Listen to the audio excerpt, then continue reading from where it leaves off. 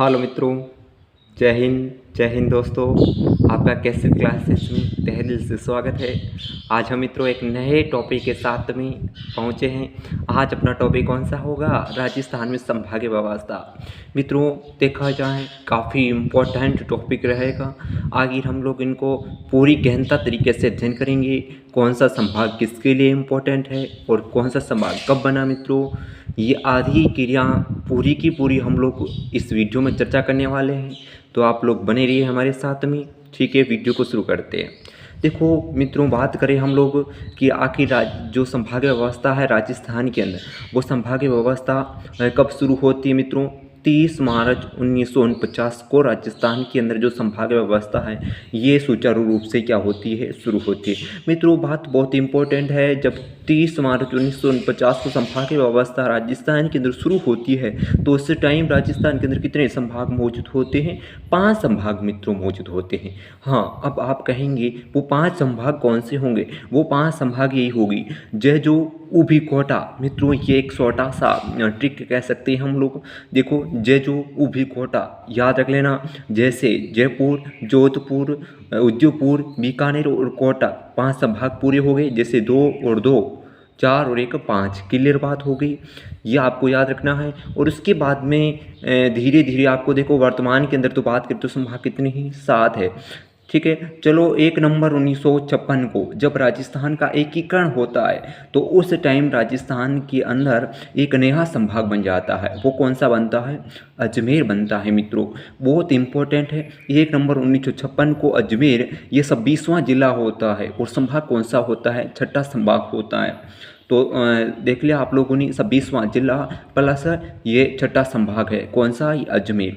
देखो उसके बाद में मित्रों बात करें जो 7वां संभाग बनता है, जो अंतिम संभाग होता है राजस्थान का, वो कब बनता है? 4 जून 2005 को। वो कौन सा बना जाता है? भरतपुर बना जाता है।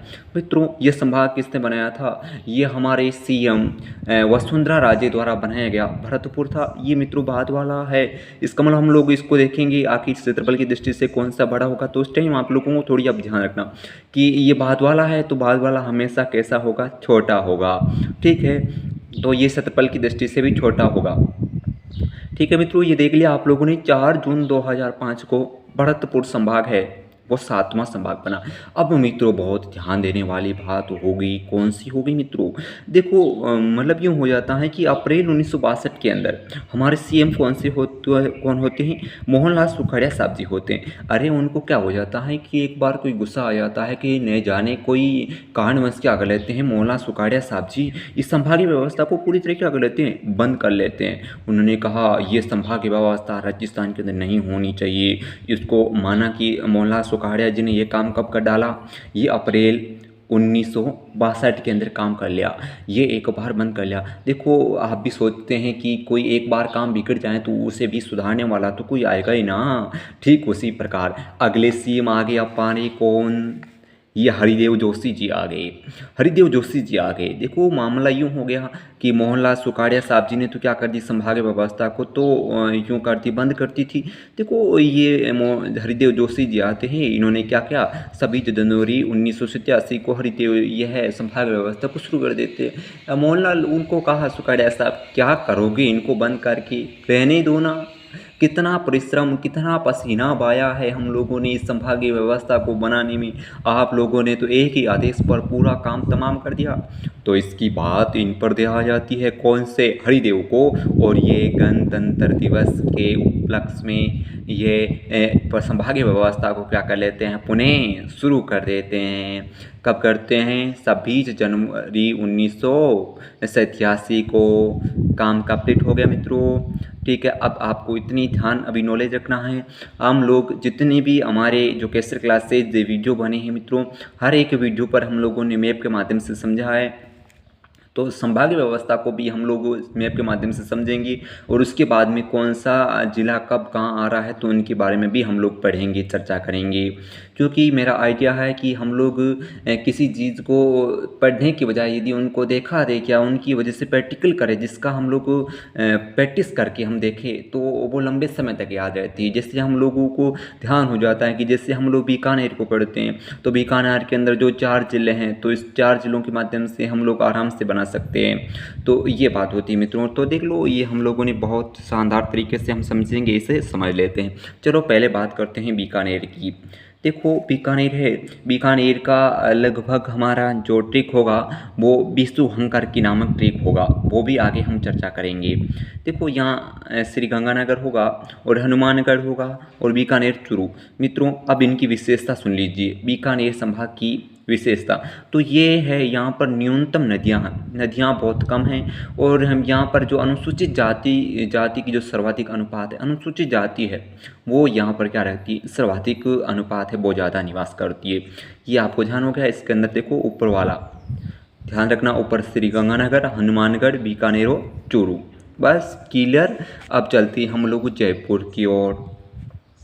जयपुर के अंदर देखो, जयपुर के अंदर कौन कौन से ज़िले आ रहे हैं। जयपुर के अंदर झुंझुनू आ गया, इधर कौन सा आ गया, सीकर आ गया, जयपुर आ गया, तोसा आ गया और कौन सा आ गया, अलवर आ गया मित्रों। ठीक है, तो मित्रों इस जयपुर संभाग एक ऐसा संभाग है जिसके अंदर कितने ज़िले हैं, 5 ज़िले हैं। देखो अब इनकी विशेषता देख लो, जनसंख्या की दृष्टि से सबसे बड़ा संभाग है। अनुसूचित जाति देखो, अनुसूचित जाति है वो भी सर्वाधिक रह रही है। ठीक है, और ये बात होती है यहाँ पर सर्वाधिक साक्षरता भी है। कहाँ पर, जयपुर के अंदर पढ़े लिखे लोग भी बहुत ज़्यादा है। चलो उसके बाद में सीधा सीधा जा रहे हैं हम लोग अजमेर की ओर। अजमेर से ट्रिक क्या बनेगा, अभी नाटो। देखो मामला यूँ हो गया है कि अभी तो भैया वो यहाँ था, अभी वो गया है, मतलब अभी नाटो है, भागा है। ठीक है, चलो हम लोगों को उससे अभी नाटा है उससे कोई मतलब नहीं। हम लोगों को क्या करना है, इस संभागीय व्यवस्था को पूरी तरह से अपनी मेमोरी के अंदर चेयर लगा के बिठाना है। ठीक है ना, तो आप लोग चेयर लगा के भी बिठा सकते हैं, तो आप जिस तरीके से बिठाएं मगर बिठा देना है, याद हो जाना चाहिए। ठीक है, देखो यह हो गया कौन सा, अजमेर हो गया, इधर नागौर हो गया और भीलवाड़ा हो गया और टोंक हो गया। ठीक है, अब चलो आगे कोटा की तरफ। कोटा से हम लोग क्या बनाएंगे, कोझा बाबू। ठीक है ना, कोझा बाबू इसका ट्रिक है मित्रों। ये कोटा हो गया, बूंदी हो गया, झालावाड़ हो गया और बारा हो गया। ठीक है ना, तो ये अपना क्लियर हो गया। देखो मित्रों अब यहाँ बात करें इस कोटा की क्या विशेषता होगी, तो ये कोटा है, ये कोटा यहाँ पर यूँ कहिए जनसंख्या की दृष्टि से मतलब छोटा है, मतलब यहाँ जनसंख्या है वो कम रहती है क्योंकि क्षेत्रफल भी इतना छोटा इससे है और नदियाँ सर्वाधिक है। अभी हम लोगों ने क्या पढ़ा था, दो न्यूनतम नदियाँ कहाँ आ रही थी, अरे बीकानेर के अंदर, बीकानेर संभाग के अंदर कम थी और अब यहाँ कोटा के अंदर ज़्यादा है। देखो मित्रों एक अजमेर के बारे में विशेषता बताना भूल गया था। देख लो अजमेर है, इस अजमेर संभाग की जो यूँ कहे इसकी जो आकृति है वो जम्मू कश्मीर के समान है और दूसरी बात हम यूँ कहें कि इसकी है वो सभी संभागों से क्या लगती है, सीमा लगती है। ठीक है, केंद्र के अंदर भी स्थित है ये अजमेर संभाग है। ठीक है, अब चलते हैं आगे हम लोग उदयपुर की ओर। देखो सबसे पहले तो उदयपुर की आकृति किसके समान है, श्रीलंका के समान, इसी तरह तो है ना, श्रीलंका के समान। ठीक है, अब उदयपुर के अंदर विशेषता देख लो, उदयपुर के अंदर क्या होता है, उदयपुर के अंदर जो लिंगानुपात है वो ज़्यादा है और जो अनुसूचित जनजाति के लोग हैं वो सर्वाधिक निवास करते हैं। देखो यहाँ पर राजसमंद आ गया, उदयपुर आ गया, डूंगरपुर आ गया, बांसवाड़ा, प्रतापगढ़ और चित्तौड़गढ़ उदयपुर के अंदर आ रहे हैं। ये आप लोगों को क्लियर हो गई। अब चलते हैं हम लोग जोधपुर की तरफ। ये क्या है, सबसे बड़ा संभाग है कि नहीं है। देखो यहाँ सबसे बड़ा तो संभाग है मगर यह घनत्व बहुत कम है। ठीक है, देखो यहाँ इसके अंदर ज़िले कौन कौन से आ रहे हैं, देख लो यहाँ पर कौन सा आएगा, जैसलमेर, इधर जोधपुर, इधर कौन सा आएगा, पाली और इधर कौन सा आएगा, सिरहोई, जालोर, बाड़मेर। ठीक है ना। ये अपना काम एक बार हो गया क्लियर। अब इसके बाद में हम लोग देखें किसको, अभी बाकी कौन सा रह गया था अपना, भरतपुर। अब देखो भरतपुर बना कब था, ये बना था 4 जून 2005 को बना था।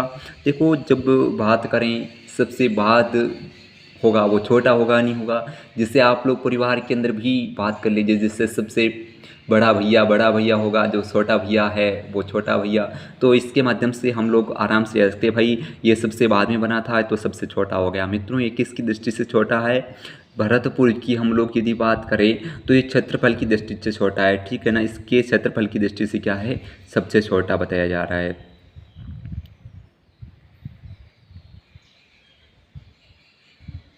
ठीक है ना, ये अपना क्लियर हो गया। और अब देखो आप लोग इसका स्क्रीनशॉट भी ले लीजिएगा।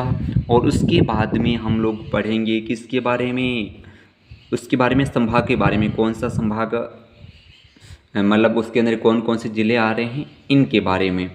वैसे तो पढ़ लिया है, ट्रिक बताने वाले हैं हम लोग उसके अंदर, बड़ा ध्यानपूर्वक समझिएगा उन्हें और याद भी हो जाएगा। देखो ये लोग थोड़ा इनको भी देख लेते हैं, 7 संभागों की ट्रिक भी बना दीजिए। ज जो बी ऊ को एब है, ठीक है ना।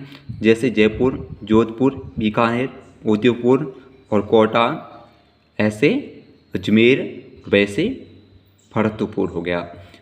जो भी ऊ को एब है, ठीक है। ये अपना हो गया क्लियर एक बार संभाग का।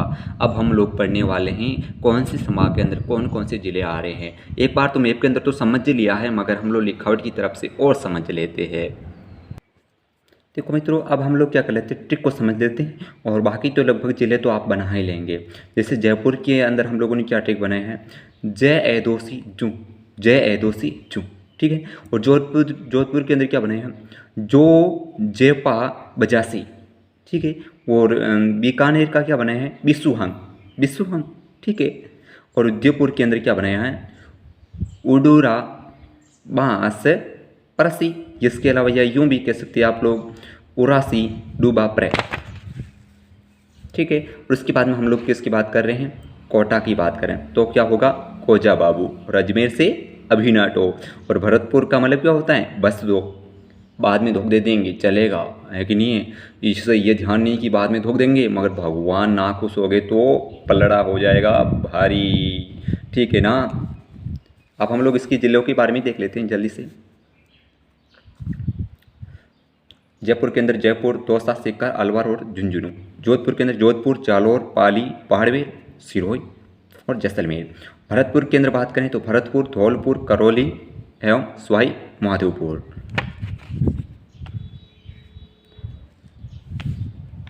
इसके बाद हम लोग बात करें किसकी, अजमेर की, अजमेर, भीलवाड़ा, टोंक एवं नागौर। उसके बाद हम लोग बात करें कोटा की, कोटा, बूंदी, बारा एवं झालावाड़। उसके बाद हम लोग बात करें किसकी, बीकानेर की, तो बीकानेर, श्रीगंगानगर, हनुमानगढ़ और चूरू।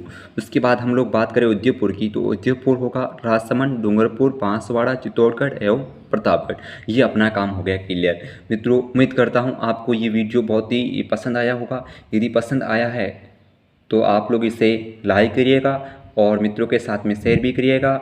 और इस चैनल की सदस्यता है वो भी लेना ना भूलिएगा। आपकी जो सहयोग से हम लोग इससे भी शानदार वीडियो लाएंगी, ठीक है।